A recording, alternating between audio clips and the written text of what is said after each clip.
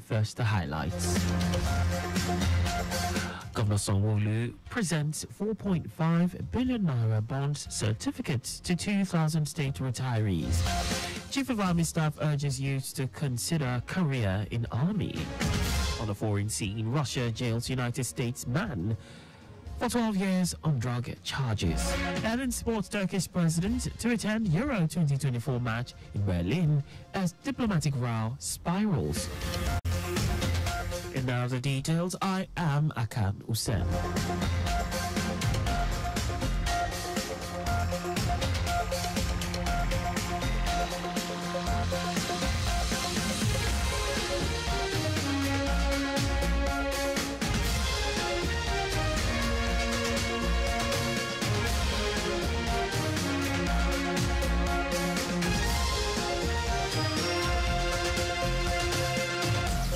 Lagos State Governor Babajide Sanwo-Olu has handed over bond certificates worth 4.5 billion naira to 2,000 retirees from the state civil service.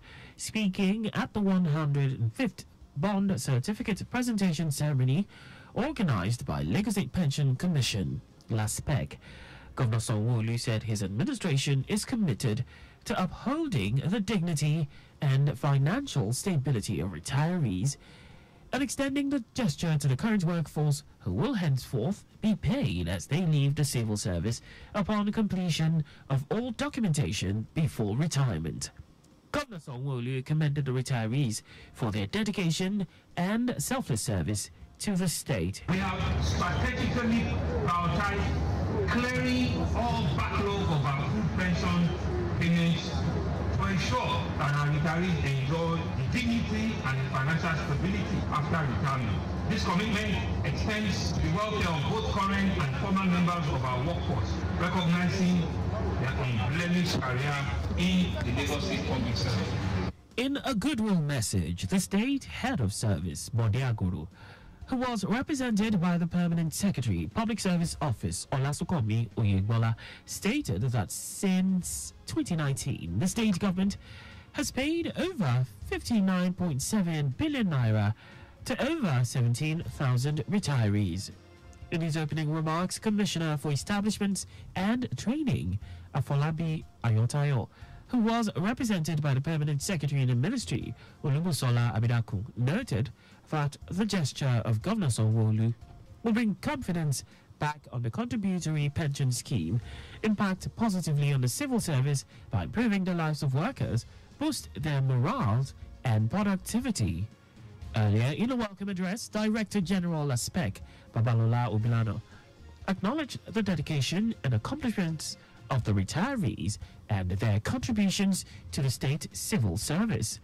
Obilano appreciated Governor Sanwo-Olu for prompt approval of clearance of backlog of retirees' accrued pensions and all stakeholders for unflinching support towards their plight. I encourage our retirees to choose wisely between the program we have and needs. Like I said, the two options are tested and they are both good. Within a week from today, the pension fund administrators will have credited your account and they will call you to come and decide what option you want. I wish to extend my warmest congratulations to all retirees. May your retirement years be filled with joy, good health, and fulfillment. Our correspondent Adiola Akindele reports that the representative of the retirees, Mrs. Rachel Thompson, commended Governor Sanwo-Olu for purposeful leadership and his magnanimity in ensuring prompt payment of their retirement benefits. Lagos State Governor Babajide Sanwo-Olu has sued for a harmonious working relationship among the National Inland Waterways Authority, NIWA, relevant federal and state ministries as well as agencies to enhance water potential of the state. Governor Sanwo-Olu made the call when he received the Senate Committee on Marine Transport and Blue Economy, led by its chairman, Wasiu Eshelokul Sani, at the Lagos House, Ikeja. The governor noted that the full potential on marine ecosystem must be utilized for the benefit of all residents, with a call on relevant stakeholders to continue to synergize to achieve optimal results. And so for us, we see ourselves as partners with NIWA, with the Federal Ministry of Transport and Marine, in whatever thing, because we are we are committed, and we believe that they are also equally committed. The only little part that where we usually also need to, strengthen that relationship, is always in the area of, stand filling, and approvals around stand filling. Earlier, the chairman, Senate Committee on Marine Transport and Blue Economy, led by its chairman, Wasiu Ashiloku Sani, said members of the committee are in Lagos as part of their oversight function to ensure that the State Waterways Authority and NIWA are in accord to achieve security in the marine sector. To have a meeting with you to show you that we are not here to wish hunt, we are here to work with you, and we are to work for the people of Lagos State and the people of Nigeria.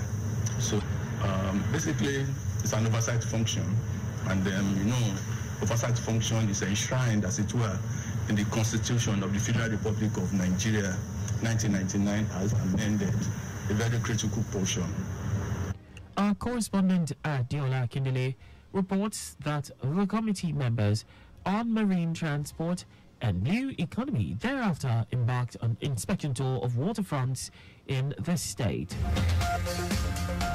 As part of efforts to reduce the spread of cholera in Lagos State, the government has urged community leaders, members of community development associations and all residents to embrace hygienic practices in the fight against the spread of cholera. Special Advisor to the Governor on Rural Development, Nuruddin Agbaje, made the call in his address at an interactive session with community leaders and CDAs, imploring attendees to ensure that the essence of the initiative is achieved through the implementation of the productive dialogues and resolutions reached during the meeting. Agbaje said the meeting was also part of the intervention measures of the state government to mitigate the spread of the deadly disease, commending Governor Sanwo-Olu for creating a platform for community development associations to interact with the state in addressing salient issues geared towards the development of Lagos State. Earlier in her welcome address, the Permanent Secretary in the Ministry, Kikelomo Bolariwa, harped on the importance of the interactive session, urging participants to ensure information on hygiene and prevention of cholera. Also, representing the Ministry of Health, Director, Health Promotions, Olusegun Badejo, said government efforts in combating the disease would only be effective when citizens adhere to health guidelines stipulated by the state government. In the same vein, Director, Laboratory Services, LASEPA, Olabisi Shonibare, who spoke extensively on cholera preventive measures, reiterated that the easiest way to collaborate with the state government in combating the disease is by ensuring proper hand washing, proper water distilling, and hygiene practices. As part of measures to curtail the possible spread of cholera and other diseases, the Sokoto state government has assured that all returning pilgrims in the state will undergo tests upon their return to Nigeria at the airport. The Permanent Secretary of the State Ministry of Health, Abubakar Gaji, who made this known, said the measure was to ensure that the pilgrims were in good health. Gagi said while in the Holy Land, the pilgrims mingled with thousands of pilgrims from various countries in the world who might have contracted communicable diseases, hence the need to check their health condition upon their return. The Permanent Secretary said a medical team has been sent to the airport for the conduct of the exercise. He therefore called for understanding from the pilgrims and their relatives over a little delay they will experience at the airport.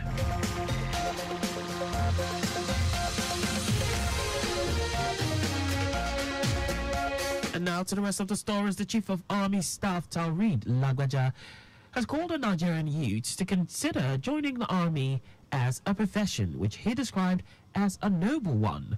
The Army Chief stated this at a public speaking engagement with students of Sani Dinyadi Unity Secondary School, Sokoto, as part of the Nigeria Army Day celebration 2024. Lagwaja, in his remarks, said the engagement was part of the Army's ways of creating unique opportunities for students to interact with personnel of the Nigerian Army. The COAS, who was represented by the acting commander, 108 Division Equipment Workshop, Aliu Musa, noted that the Nigerian Army offers individuals greater opportunities to achieve their life goals, which he said are not limited to fighting at the war front. He highlighted the various roles and services the individual corps of the Nigerian Army plays or provides in the cause of rendering services to the society. The public speaking exercise, which took place in selected schools across the country, created a platform for the Nigerian Army to inspire and educate students on the various opportunities in the Army, including the positive contributions made and achievements the Nigerian Army has recorded while rendering its services to the nation. The federal government, through the Ministry of Solid Minerals Development, has raised the dues and rates paid by operators in the mining sector. Minister of Solid Minerals Development, Delia Laki, announced the price increase at a press conference at the ministry's headquarters in Abuja. Alake said the review was necessary due to the paucity of funds repatriated to the coffers of the government by operators. He also warned that defaulters will have their licenses revoked. Alake added that relevant stakeholders were involved in deciding the new rates, adding that all parties unanimously accepted the increase. And now to foreign news. A U.S. citizen has been sentenced to 12.5 years at a maximum security penal colony by a Russian court after being convicted on drug charges. Robert Hoodland, 32, was detained in Moscow in January and accused by prosecutors of seeking to sell a large quantity of methadone.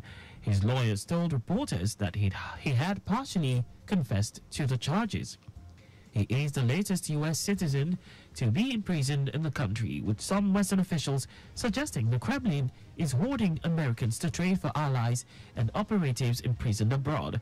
At least a dozen U.S. nationals, including journalists and active duty soldiers, are currently being held in Russian prisons and penal colonies. While the U.S. State Department said earlier this year that it was aware of Woodland's case, it avoided commenting directly on the allegations. U.S. officials have reportedly warned U.S. citizens in Russia to leave the country, citing the risk of wrongful arrest and harassment by authorities. Anyway, from all that, now sports. Turkish President Recep Tayyip Erdogan will be in Germany for his country's Euro 2024 quarterfinal as Ankara and Berlin trade barbs over a Turkish footballer's celebratory gesture. Germany summoned Turkey's ambassador in Berlin amid a spiraling diplomatic row, which erupted after Turkish footballer Mehdi Demiral made an alleged ultra-nationalist hand sign during his team's win over Austria. The Turkish footballer's action prompted UEFA to launch a probe for inappropriate behavior and sparked condemnation from German leaders. But Ankara immediately branded Berlin's reaction as xenophobia. Germany is home to the biggest Turkish diaspora abroad, and Turkey's quarterfinal clash with the Netherlands at the Olympiastadion will be keenly followed by the community in Berlin. And that's all for the news at 9. Just before we go, maintain adequate distance from the vehicle ahead of you to avoid collision. You can follow us and like all our various social media platforms on X, Traffic Radio 961. Facebook, Lagos Traffic Radio 96.1 FM. On YouTube, subscribe and watch us live on our channel, Traffic Radio 9. On our YouTube channel, Traffic Radio 961. Instagram, Lagos Traffic Radio 961. You can also visit our website on www.trafficradio961.ng. To end the news, here are the highlights of the major stories. Lagos State Governor Babajide Sanwo-Olu has handed over bond certificates worth 4.5 billion naira to 2,000 retirees from the state civil service. Chief of Army Staff Taoreed Lagbaja has called on Nigerian youths to consider joining the Nigerian Army as a profession which he described as a noble one. We also told you that a U.S. citizen has been sentenced to 12.5 years at a maximum security penal colony by a Russian court after being convicted on drug charges. And in sports, Turkish President Recep Tayyip Erdogan will be in Germany for his country's Euro 2024 quarterfinal as Ankara and Berlin trade barbs over Turkish footballers' celebratory gesture.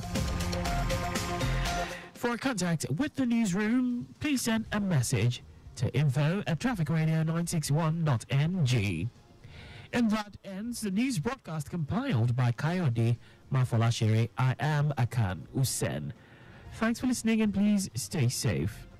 Good evening.